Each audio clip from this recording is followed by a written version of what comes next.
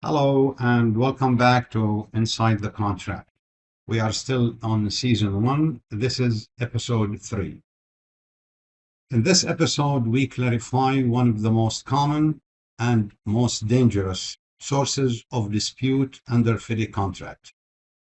The difference between a variation and a claim. Misclassifying an event can result in lost entitlement, rejected extensions of time, or avoidable disputes, even when the work itself is genuine. Okay?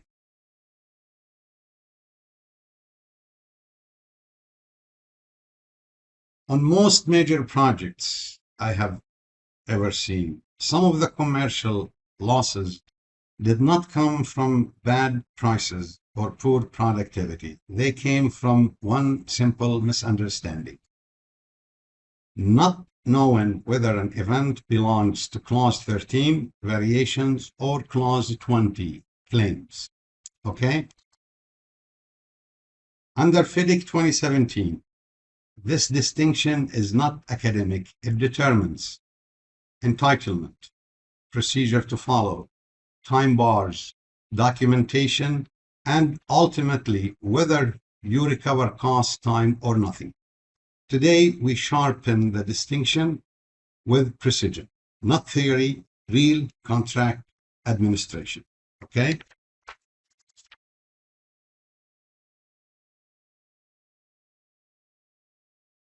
FIDIC 2017 tightened the entire claim machinery. The time bars in clause 20.2.1 are strictly enforceable. The DAABs insist on procedural discipline. And here's the trap. Good portion of contractor losses arise from misclassification. Teams treat employer cost delay as a variation, or treat scope changes as claims, or even wait for a formal instruction before sending the notice. By the time the paperwork catches up, entitlement may be gone. The difference between variation and claim is not merely contractual, it is strategic in some cases. It shapes your ability to secure EOT, prolongation costs, disruption recovery, or even relief from liquidated damages. Okay?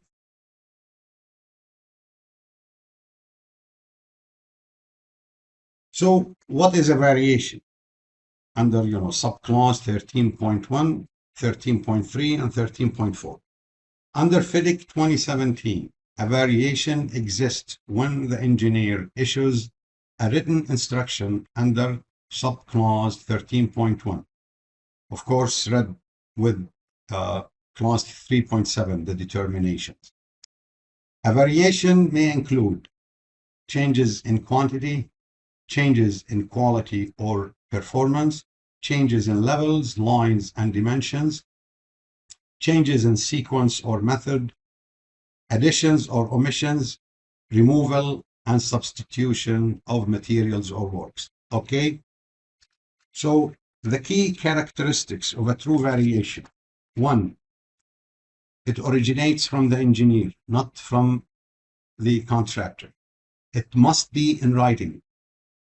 Instructions, approvals, confirmations, subclause 3.7 and 1.3. It changes the scope of the works, not merely clarifies it. It is measurable in terms of work, content, and direct cost. EOT due to a variation is governed primarily by clause 8.5 in addition to 13, not clause 20.2. Okay. In addition to this, for the design cases, I have to mention design build cases. I have to mention this yellow book nuance. In design build contracts, changes to the employer's requirements constitute variations, even if no new drawings are issued, provided that the engineer acknowledges these changes. Okay?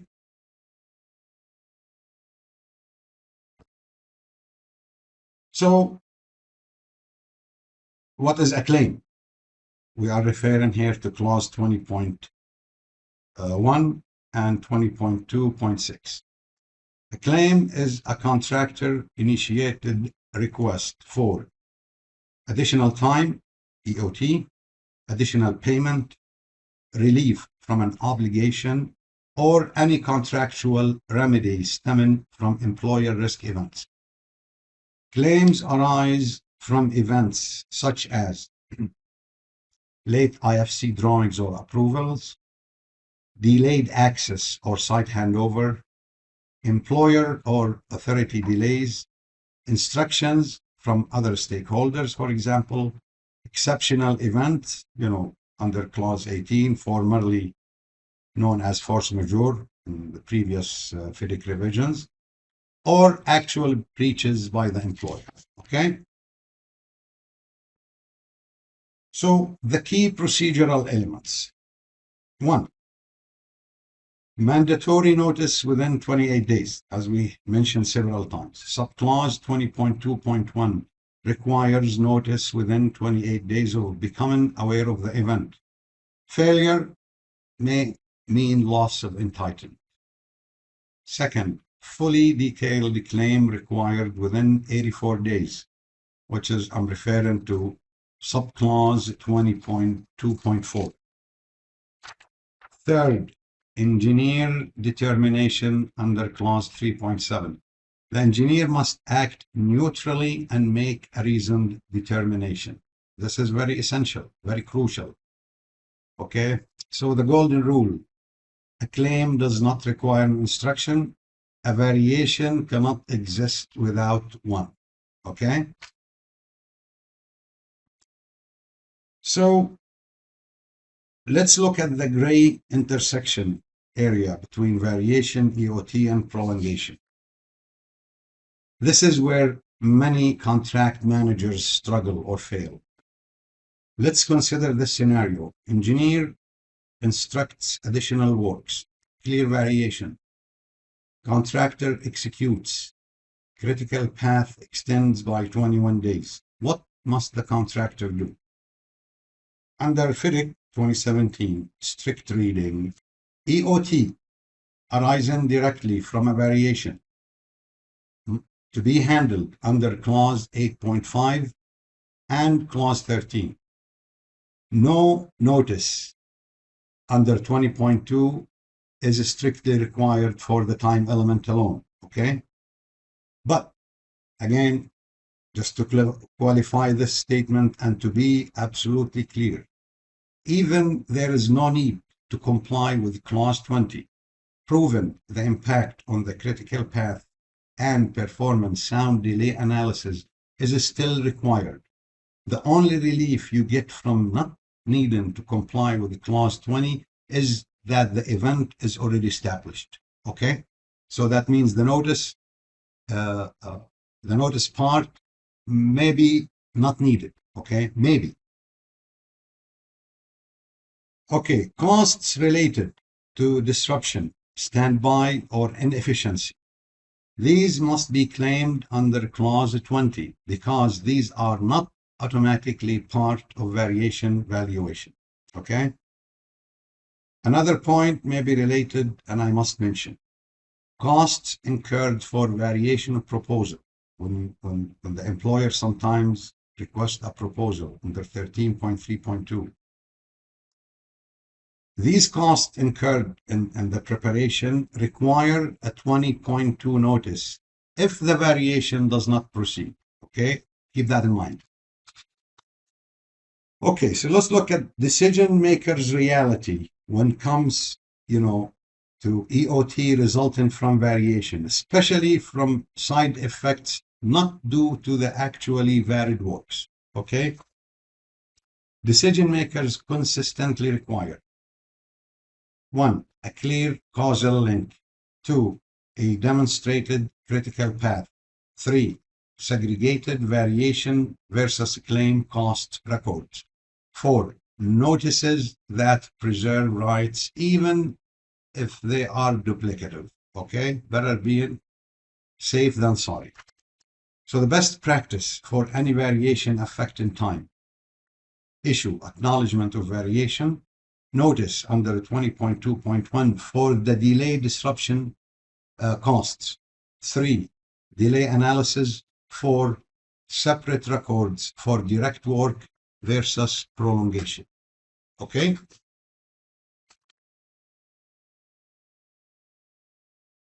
So let me just, for this, for the sake of being thorough, mention these important points. Clarification does not mean scope change. If the contractor sends in a request or an RFI and clarifications of the existing scope were issued by the engineer, that does not necessarily mean scope change.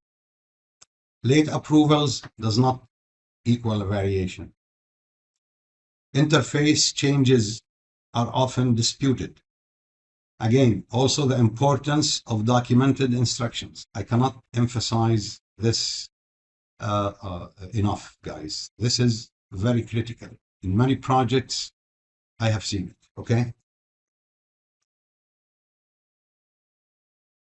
So let's look in the same context, the common contractor mistakes. Treating delay event as variations, acting on verbal instructions without documenting it, waiting for revised drawings, confusing design development with scope changes. Design development does not necessarily mean scope change. Your scope is established at the signature of your contract, whatever you are supposed to deliver based on your contract. The drawings may not be complete at that time. Issuing developed drawings later does not equate automatically to a variation. So you have to be very careful when you sign your contract. What is the delivered product by the contractor? Okay? So let's look at some project scenarios and what would happen or what did happen actually in each case. Scenario number 1, I have already talked about this, which is the contractual misclassification. Late utility approval, contractor claimed variation. Engineer responded, no instruction. This is not a variation. Contractor submits claim after time bar. The result, EOT lost due to the late notice. The lesson, delay events are claims unless accompanied by clear instruction. Okay? Again, scenario number 2, another major project in GCC area. Instruction ambiguity. Employer kept adjusting interfaces through informal emails. Contractor refused to proceed without formal variation instruction. Contractor issued 20.2 notices for all impacts. The decision maker ultimately accepted contractor's position. The lesson, engineer's intent is irrelevant. Only written instructions under 13.1 matter. Okay? Another case, this is a UK TCC case. The court in this case applied the strict procedural compliance. Claims by the contractor rejected due to defective notices. Lesson, timely and unambiguous notification must be established. Okay, I cannot emphasize this hard enough. All right. Case number 4. This is another project in GCC area. A design build project. Employer continuously altered performance criteria. Engineer refused to issue variation. Contractor issued 20.2 notices anyway. It was decided that changes did constitute variations and justified the EOT. Lesson, when in doubt, notify as a claim and request instructions. Okay, I keep emphasizing this. So look at, let's establish the final decision framework. This is just a few step process that will help you decide if in doubt. Step 1. Is there a written instruction under 13.1? Yes, it's a variation. No, go to step 2. Step 2. Has the employer effectively changed the scope, even without explicit instruction? If the answer is yes, treat as a variation, request, and claim notice. If no, go to step 3. Step 3. Is it a delay or cost impact from employer risk events? The answer is yes, claim under 20.2. If the answer is no, go to step 4. There is one exception I have to mention. If delay arises solely from variation, time entitlement will be through 8.5 and 13, but cost will be claimed under 20.2. Step number 4. Are both extra work and delay/disruption involved? If yes, variation plus a claim. Variation for direct work, claim for prolongation, disruption, and overheads. Answer is no, go to step 5. Step 5. Is this contractor risk event? If the answer is yes, means no entitlement. If the answer is no, reassess the classification again. Okay? So, what are the best practices to avoid disputes? 1. Maintain separate variations and claim registers. 2. If in doubt, issue dual communications. One under 13.1, request for instruction, and another one under 20.2, notice to preserve rights. 3rd, never rely on verbal direction. 4th, issue clearly or early and roll-in notices for slow responses from the employer or the engineer. Document everything in writing in accordance with clause 1.3, for example. Perform contemporaneous delay analysis. And last, train your site team to recognize the differences, stay alert, and inform whoever in charge of such events. Okay? So just to close, under FIDIC, your commercial success rests sometimes on one decision. Is the event a variation or a claim? One flows from the engineer in case of variation, and one flows from you as the contractor. The master in the distinction is not contract administration, it is risk management, dispute prevention, and financial protection. Okay? Keep this in mind. I also have to emphasize another point one more time. If indirect instructions are received from the engineer or employer, like in the form of a comment on the drawings or on the WIR during site inspection by the employer and the engineer, and you, the contractor, believe it is a variation to your contractual scope, you must, and underline must here several times, request the issuance of a variation under 13.1 immediately. Failing to deal with this event or with such event, and you executed the works, you will have to end up going through the claim processes under clause 20.2, which have little success, little chance of success, from what I have seen, which will happen months later or even sometimes years later. So this is very crucial. Okay. Okay, by this we come to the conclusion of episode 3. I would like to thank you for watching. In the next episode, we move to the core of contractor entitlements, which is employer caused delay and how to build defensible EOT claims under FIDIC 2017 in this case. Again, thank you for watching, and I will see you next time.